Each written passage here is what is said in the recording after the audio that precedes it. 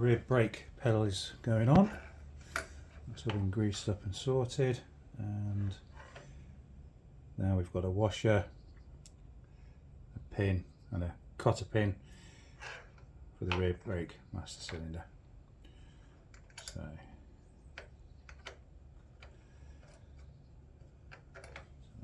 around, doesn't actually seem to matter. That goes on. Pin goes through, washer on the back, and then cotter pin through the hole to hold it all in place, or not, because I've just dropped it and I can't see where it's gone. I'll go and fetch another one. Cotter pin, another one. Try that again. There we go, straight through that time. And fetch my pliers, and I'll just spread that out. Okay. That's all that on. Brake master cylinder. Happy days.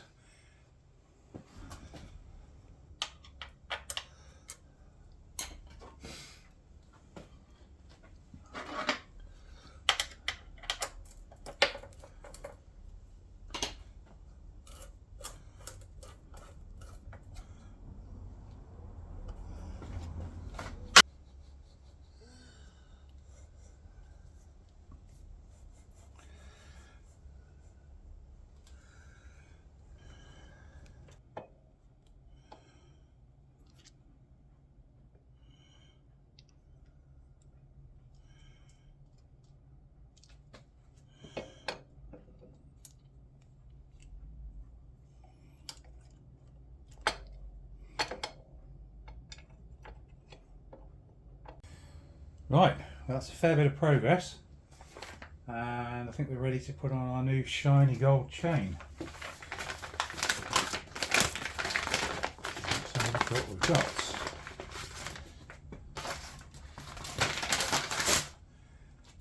Okay.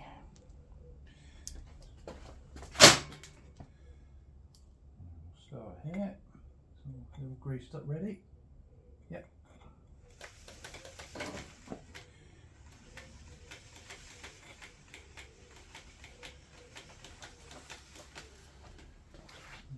Through, and our gearbox shaft. I'm trying not to get fingers caught.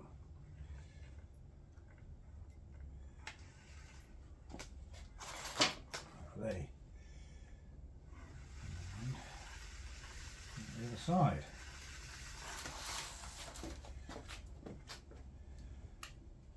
Put a towel over the swinging arm just so I don't damage it in this.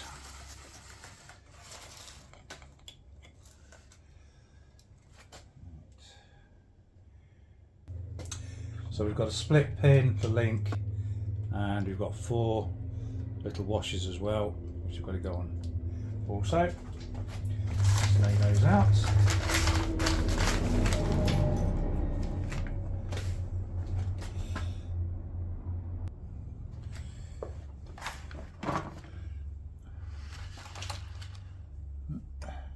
Towel wrapped around it. So, important thing with a split pin, as I'm sure you know, is that the closed end of the pin follows the rotation of the chain. So let's get that around there where it's not going to fall off. Oops, got the towel caught up in it. Probably a spins with the towel now, to be honest, but just don't know.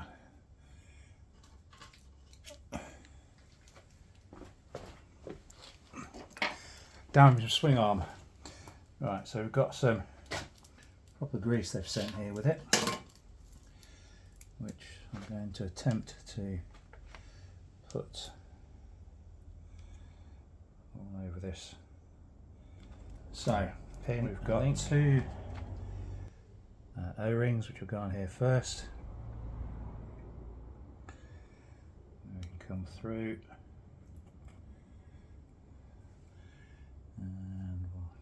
we'll finish up the rest of that grease. The rest of that on there.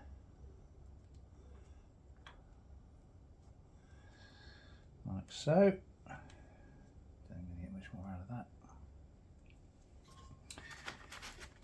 And then we've got another 2 O-rings. Then we've got the link. And then we've got the fishtail, whatever you want to call it. So next we've got 3 exhaust brackets, and then we can put our exhaust on. Swing from around the back. We've got another one around here. I'm just going to, it's not going to fit. I was going to try and run a tap through those because these are powder coated, but I can't quite get my tap in there.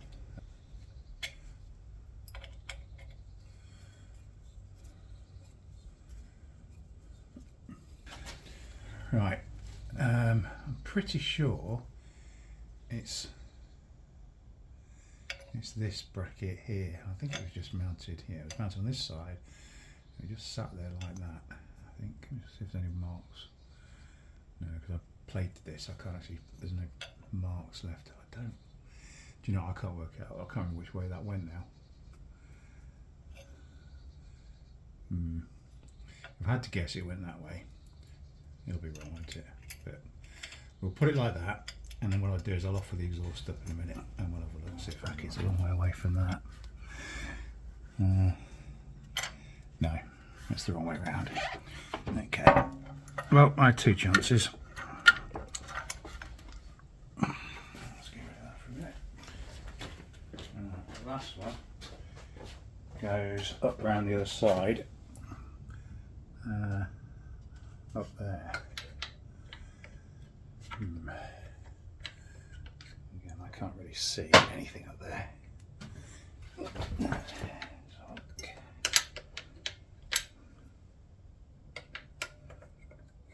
Again, I don't know which way around it goes.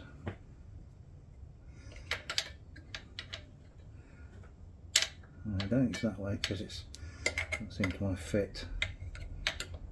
So I'm going to go with that way. With hindsight, which of course is a wonderful thing, I would have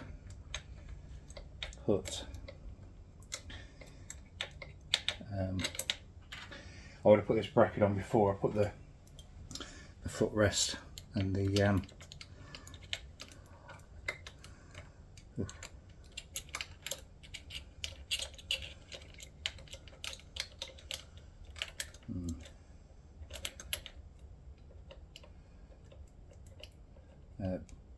brake lever and stuff on, but it's done now. Well, we're pretty close to finishing now. We've put the mudguard back on, bled the brakes, that's all done. Fuel tap is back on, vacuum hose connected up, breather hose is on, everything's sorted there. I've been through all the adjustments. I've adjusted the free play on the clutch cable, brake levers. I've had a couple of bulbs I've had to replace, and I wired up the indicators the wrong way round, so just a few snagging issues. Charged the battery up, that's back in. The position light, or the pilot light, side light, bulb had gone, so I've had to replace that, and also the backlight for the tacho. I've had to change that, but we're now all sorted on that front. The rear brake pedal was far too low, so I've adjusted that using the adjuster, and then altered the brake light switch. The manual says that the top of this should be 50 millimeters below the height of the top of this. So that's about right. I mean, at the end of the day, it's rider preference, but I've set it to factory for now to see what it feels like when we go out for a ride. Chains on and adjusted. Right, rib brake is all bled up. Tailpiece is on. So we've got no oil in this at the moment at all. It's completely dry since the engine was rebuilt. So we'll sort that out in a minute. But first of all, we need to have a look at the petrol tank, and I've also still got to just clean up the seat and check the mechanisms on that. But basically, we're somewhere close now. I think it's been 6 months of work. I think it's looking pretty good. I suppose we ought to put another plate on as well before we take it out for a test. Obviously we've got to get it started first. Kickstart only, so that's going to be fun. Everything's on and sorted. Side stand light and switch is all working. Don't know whether I've got the gear lever adjusted right at the moment. We'll see how we go. So that's all in and done. So it's going to need one more final checking over just to make sure that I have done up all the essential nuts and bolts. But a couple more bits to do. So the tank, all the paintwork and the plastics, by the way, have been painted by Dream Machine in Derby. Those were the original guys that started doing motorcycle paintwork, and you know, there are others out there as well. Obviously, any body shop can paint a tank. I use Dream Machine just because, well, the quality of the work speaks for itself, to be perfectly honest. They really do understand bike paints, and they do get the colours spot on. So we've got to put the cap back on, I should say. I've already fitted there's two fuel taps on this bike, strangely. There's one under the tank, which you leave on all the time, and that feeds this one, which is the vacuum operated tap. So you've got a vacuum pipe coming from one of the carb inlets down there, and then you've got your main inlet pipe into the bowl of the left-hand carburetor, and then you've got two connectors here, and you've got two pipes coming from the fuel tap underneath the tank onto these. Quite why it needs two, I'm not entirely sure. Maybe it's for reserve and on, I'm not sure. So this tap doesn't have an off position. It has reserve, which is what it's on at the minute, and then it's got prime and an on. So prime is what you would use if you've got no fuel in the carburetor whatsoever. So you put it onto prime, and that effectively bypasses the vacuum side of things. Normally, when it's on the on position, no fuel will flow until you try and start the engine. Vacuum is created, diaphragm opens up, and the fuel can pass through. So that's basically how it works. So slightly odd arrangement with the two taps. Vacuum taps aren't unusual on this age of Japanese bikes, but the secondary tap under the tank is a bit odd. Anyway, let's get on and get this cap fitted. So this is a relatively straightforward operation. So the cap is complete with the rubber grommet inside and the backing on there, and there are 4 screws hold this on. So these ones are basically just false screw heads, if you like. I mean, they are screws, they do screw, but they don't hold on to the tank. There's only 3 hold on to the tank. well, sorry, 4 hold it onto the tank. So there's 3 external ones, and then there's a smaller Allen bolt that goes through there, so that when the lid is locked, you can't undo those 3 and take this off to get the petrol out. So that just drops in like so, and then we've got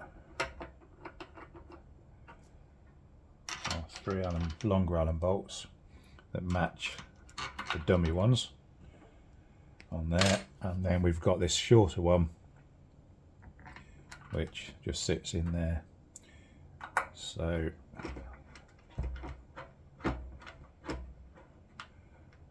yeah, so that one down there, when the lid's closed and it's locked in place, even if you undid those 3, you can't take this off because that one's holding it in place. Let's do those up.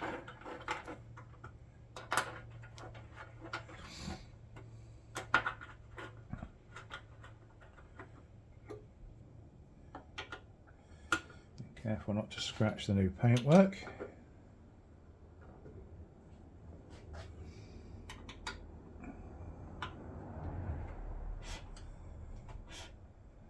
Last one.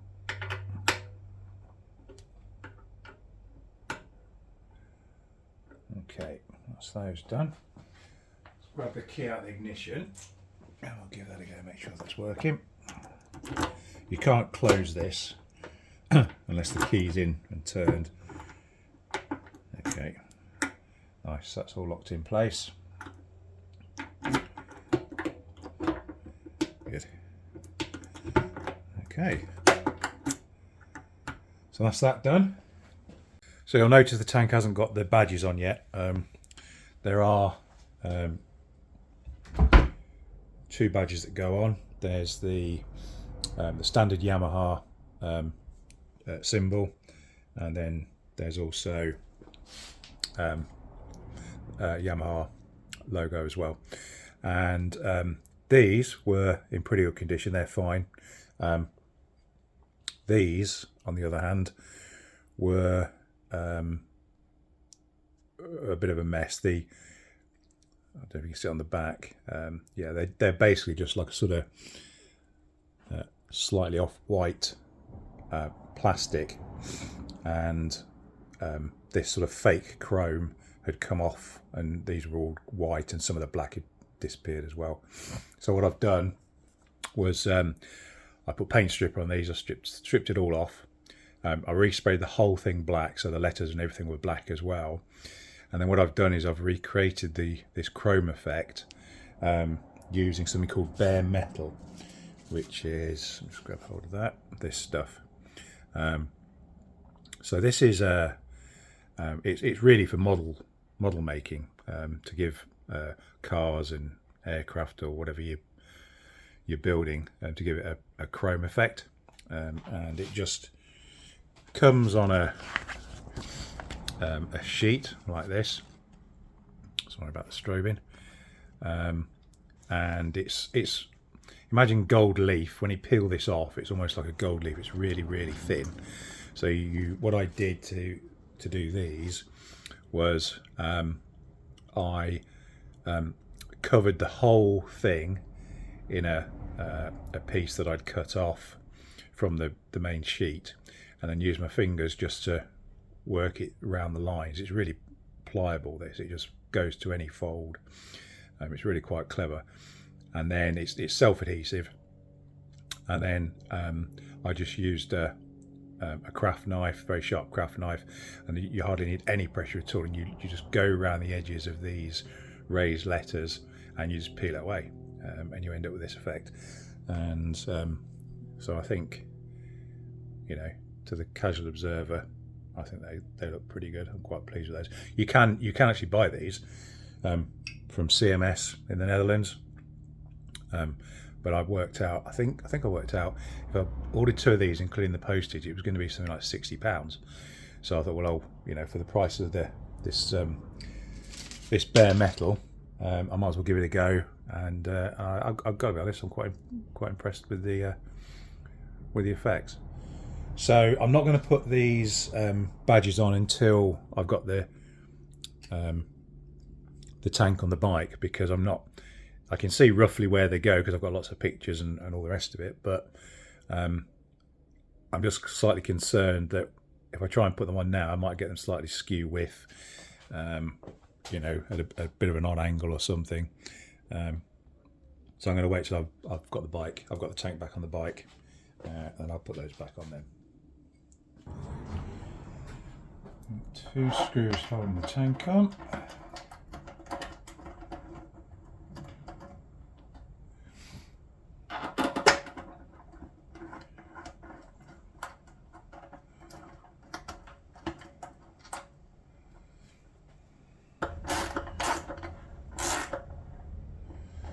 Like so.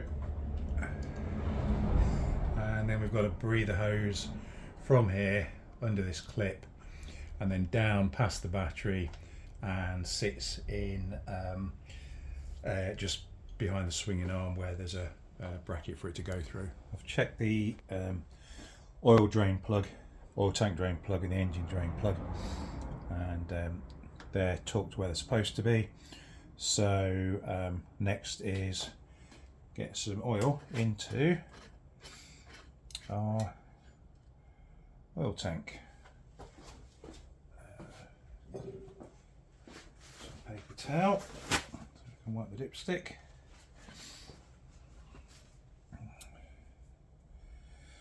Cover the cases up in case we make a mess. Okay. So according to the manual, if we've changed the oil filter, then we need to put in 2.1 litres of oil. So we'll stick in a couple of litres, and then we'll have a look at the dipstick and see where we are.